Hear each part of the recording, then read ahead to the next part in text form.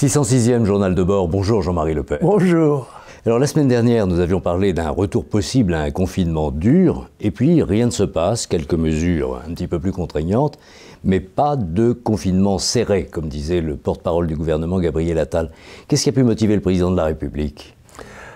À mon avis, c'est le sentiment ou peut-être les informations dont il disposait sur le mental des Français. Je crois que beaucoup de Français commencent à être un peu excédés par les contraintes motivées par le Covid. Et je pense qu'ils se sont donné un peu d'air, mais je crois que ça n'est qu'un répit.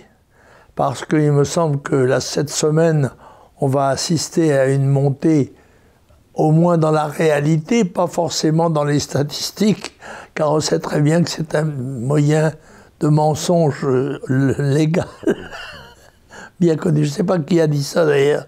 C'est un sociologue qui a dit ça, un politique, disant que la meilleure forme du mensonge était la statistique. Donc le président de la République se donne le temps de falsifier les chiffres.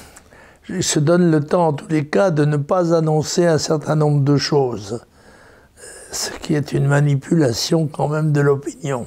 Alors on peut penser qu'on gagne du temps par rapport aux vacances scolaires, ce qui serait un moyen, les enfants étant aussi ça, en dehors des écoles. Enfin, on est maîtrisé par la pandémie. C'est la vérité, on ne la maîtrise nulle part, pratiquement. Sauf peut-être à Taïwan, mais enfin, il faut aller chercher ces exemples assez loin. Et encore, on s'aperçoit que des pays qui avaient été soi-disant mis à l'abri se sont trouvés impliqués par des furies pandémiques.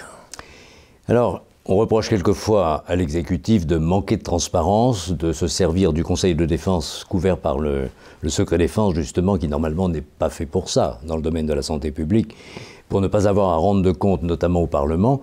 Il était question d'une mission d'information parlementaire pour suivre la stratégie gouvernementale dans le domaine de la pandémie, et puis la majorité parlementaire décide d'annuler cette mission.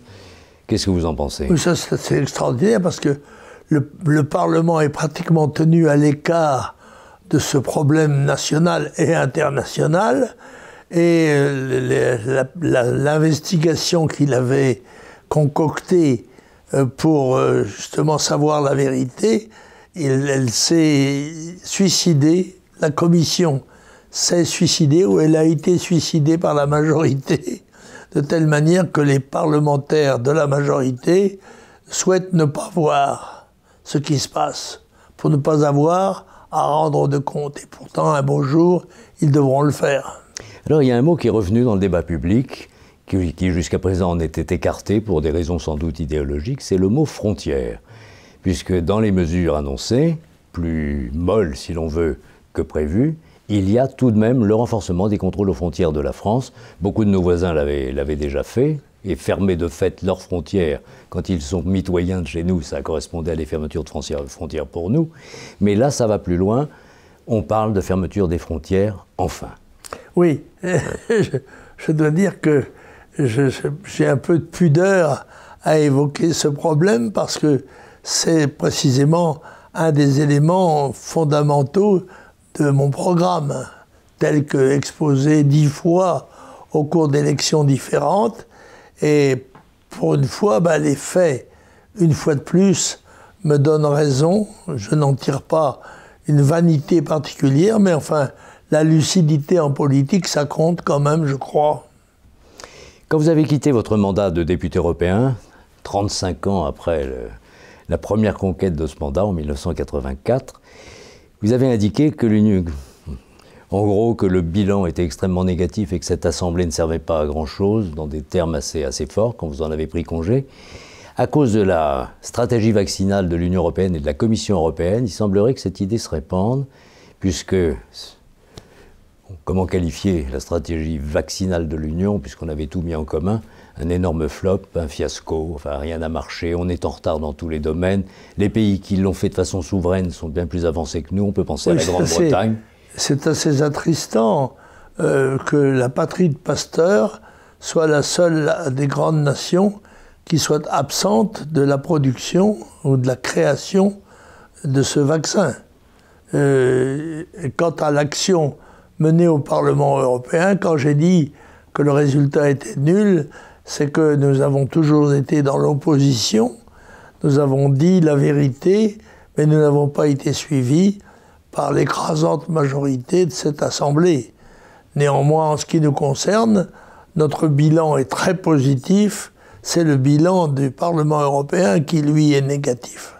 Mais si la Commission européenne et les instances européennes décisionnelles ont raté le coup des vaccins, est-ce que vous pensez que les Français vont commencer à comprendre que l'Union européenne est une machine qui ne les sert pas? Ce que je crois, c'est que dans les crises, les seules réactions vitales sont des réactions nationales et ne peuvent pas être celles d'un ensemble administratif qui n'a jamais réussi à devenir une entité politique. Alors ça repose la question de l'identité et justement, au Parlement commence l'examen d'une loi pour renforcer le respect des valeurs républicaines. Alors c'est intitulé, parce qu'il avait été question préalablement de séparatisme, les valeurs républicaines. Pourquoi pas, et sans préciser de quelle république il s'agit. On peut rappeler qu'il existe aussi toutes sortes de républiques. Il y a eu la République socialiste soviétique, il y a eu les républiques islamistes qui sont toujours en exercice. Pourquoi pas la République française? C'est déjà mieux. Pour la bonne raison, c'est qu'on veut esquiver le mot fondamental, qui n'est pas la République, qui est nation. La réaction vitale d'un peuple menacé dans son intégrité physique, mentale, morale ou politique, c'est une réaction nationale. Ça n'est pas une réaction administrative. Et par conséquent, je crois que c'est une esquive du problème. On parle des valeurs de la République parce qu'on ne veut pas parler des valeurs de la nation, qui dans un domaine comme celui-là s'imposent, puisque c'est précisément, c'est pas les frontières de la République qui sont en cause, ce sont les frontières de la nation que l'on souhaite contrôler. Mais l'organisation du contrôle des frontières, c'est quelque chose qui ne se fait pas en quelques jours. Et comme dans beaucoup de cas, ce sont des discours et des mots. Il semblerait que dans ce texte, dans ce projet de loi, islam et islamiste ne figurent pas. Autrement dit, c'est l'objet, c'est la cible. Et il semblerait aussi que d'autres religions se sentent visées parce que sous prétexte de surveiller telle ou telle activité dans le domaine spirituel, on atteint tout le monde. C'est l'aveu. Et il est certain que vouloir s'attaquer au problème qui est le problème de l'islam et de l'islamisme radical n'oblige pas à parler des catholiques, des juifs ou des protestants. Mais l'égalitarisme forcené qui gouverne les esprits des gens qui nous dirigent les amène à mettre sur le même plan une religion nouvelle qui est en même temps un instrument de pouvoir qui est menaçant sur le même plan que les religions traditionnelles qui, elles, en d'autres temps, ont posé des problèmes politiques, mais n'en posent plus, semble-t-il, de par l'affaissement d'ailleurs, me semble-t-il, du sentiment religieux, qui est une des explications que je donne personnellement de l'affaissement de l'esprit public. Alors, dans les contre-propositions présentées par le Rassemblement national, il y a la question du voile, avec la demande que désormais le voile islamique soit interdit dans tout l'espace public de la part de qui que ce soit, à l'exception peut-être de religieux, mais enfin, a priori, les imams ne portent pas de voile. Oui. Donc, est-ce que vous êtes favorable sur cette question du voile à prendre une position aussi nette et directive? Tout à fait. Le port du voile islamique n'est pas une manifestation religieuse, c'est une manifestation politique et elle est en effet à vocation séparatiste.